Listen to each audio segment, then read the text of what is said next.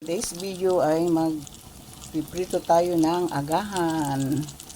Ito muna yung saging na muna kong ipiprito, guys.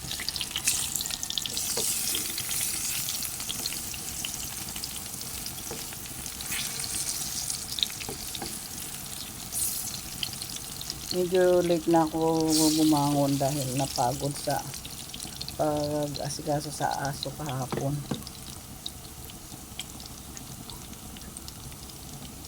Kaya simpleng ulam na lang, yung simpleng luto na lang gagawin ko. Sunod naman natin itong sunny side up egg.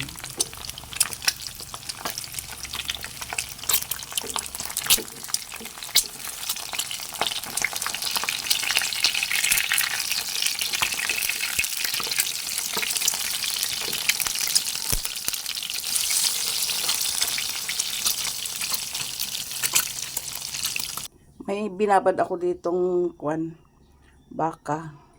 Guys, ito yung ano ko, tapa.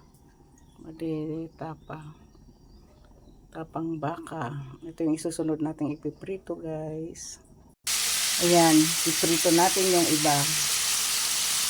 Yung kalahati. Iluluto ko yung beef steak.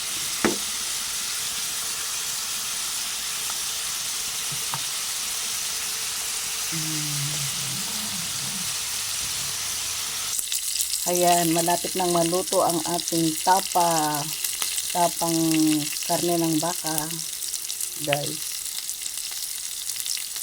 Konting luto na lang yan, pwede na. Ayan, pwede na to, guys. Luto na siya.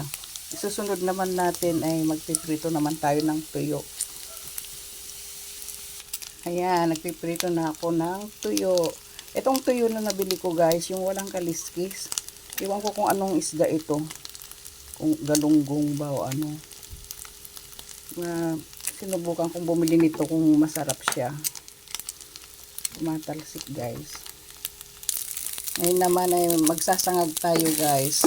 Sinangag ko na yung kanin na tira namin kagabi kahapon. Ano to? Yung pinagprituhan ng mga ano. Dito ko na rin siya inano. Kasi masarap. Masarap ang sinangag.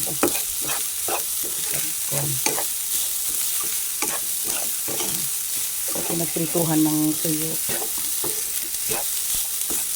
That's it, our video for today, guys. Thank you so much for watching.